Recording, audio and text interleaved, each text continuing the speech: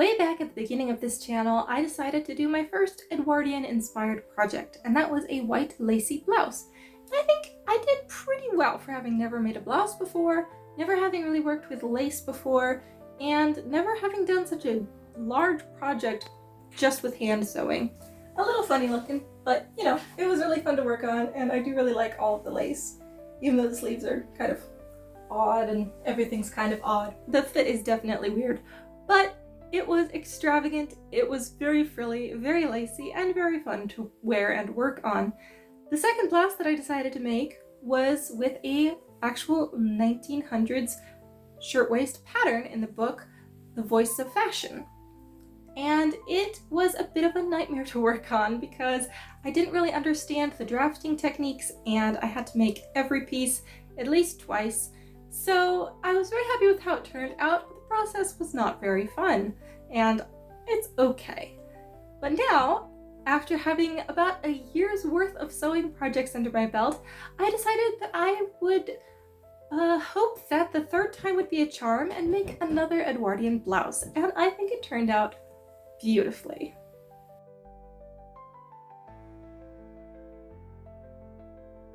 So when I finished the chiffon blouse, I already knew that I wanted to try the pattern again with all the things that I had learned. So this time around, I had an entirely new pattern based on the same drafting instructions. This time I did the 37 scale both up and down. I'm still not entirely convinced that's how they want you to do it, but it worked better this time, so maybe, I guess. And I wanted to use the same sleeve pattern now that I was also going to be making it a bit longer. So the first thing that I did was I had all of my pattern pieces out and I decided that I wanted to add just a tiny bit of lace, like just not a perfectly plain white blouse, just a little bit of something. And I figured one of the easiest ways would be to add a yoke on top. And the yoke ended up working quite nicely. And then I figured out which lace I wanted to use, and I wanted this really cute little floral lace that had really nice small stitches and was nice and wide as well, so it would go for the entire thing. And I measured out how wide I wanted the yoke to be, and I just basically made a little quarter circle all the way up to the arms. And this is actually double layered, so I have a layer of plain fabric underneath the lace to help add a little bit of strength so that the lace wasn't trying to do everything on its own, and also to make it a little bit warmer since I did design this to go with my winter Edwardian outfit. I also realized quickly that I wanted to have this blouse be front closing just because it's a lot easier for me to put on than having it in the back like the floral chiffon one. So I had to figure out how much of the pattern in the back was going to be overlap for the buttons, and the same thing in the front. I had to add some overlap for the buttons, which was an entire process. And for the sleeves, I searched through every single piece of white fabric that I had, and I did not have any that was wide enough to be the full sleeve pattern that I had used for the chiffon one. However, I was planning on making this be a slightly more practical blouse, a little bit more everyday. Especially since it wasn't going to be a main focal point of the final outfit. It's pretty much going to be entirely hidden except for the top. So I took the same sleeve pattern, but I just took out some of the gathers in the center. So I basically just took everything and squished it together a little bit, and I also shortened the highest parts a little bit.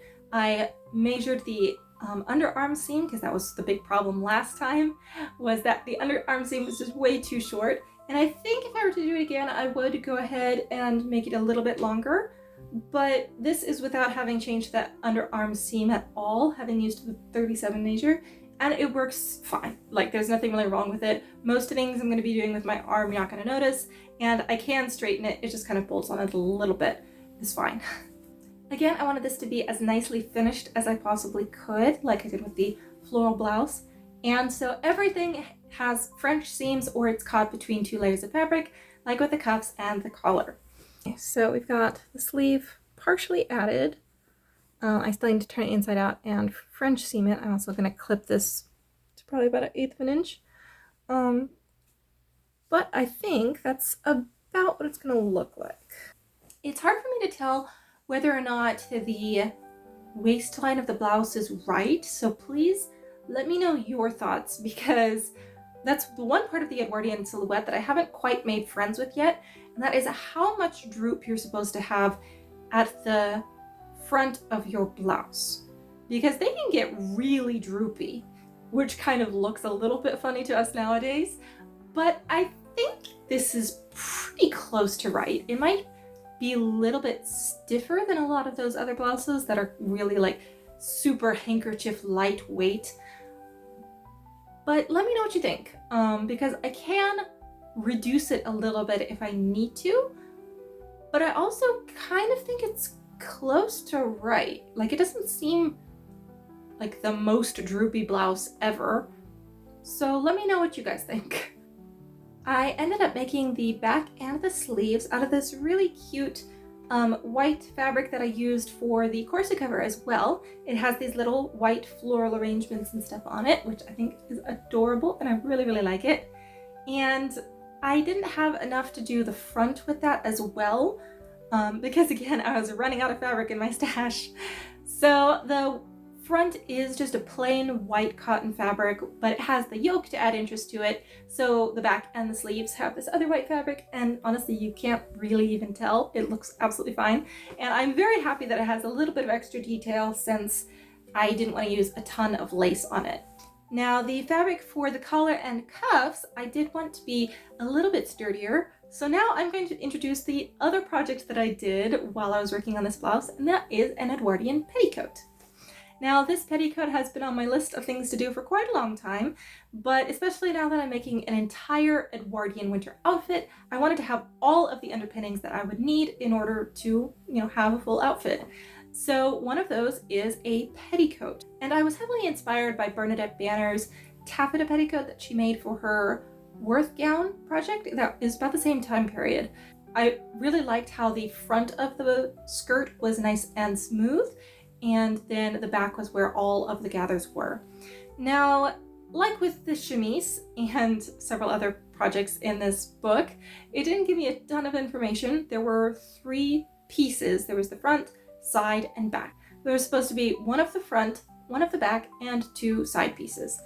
And I was initially quite nervous because there was a lot of gathering needed for the back especially. All the instructions said was to have a drawstring to pull in all of the gathers, which really didn't make sense to me, because if you were to have a drawstring through it, all of the gathers wouldn't really sit properly.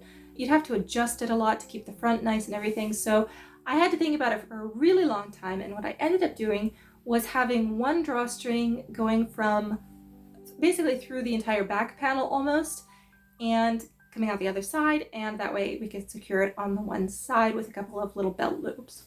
I did want to have the initial section of gathers, like about, 3 inches on each side or so.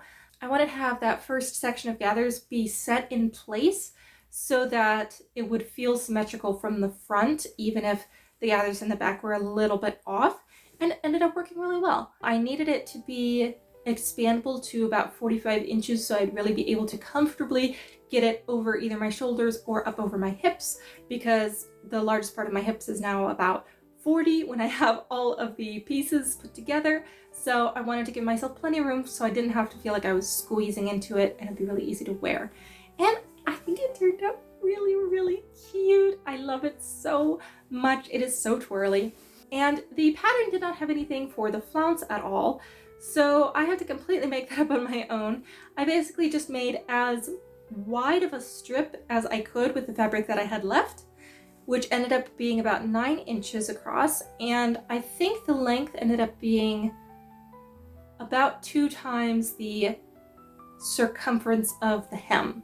So I was able to have a lot of floof in there, and I wanted to have a couple of layers of pin tucks just to add a little bit of extra interest, since I didn't want to add any lace. I don't have any lace that long, so I had to figure out some other way to add a little bit of interest to it, and I just did that with a couple of rows of pin tucks. And I think it's really, really cute, and it helps to add a little bit of extra stiffness to that flounce to help it stand out more. And on the spur of the moment, after I tried on all of the blouses, I decided that I would run outside and just catch a few shots outside, so like we have a really, really short, overly cinematic reveal.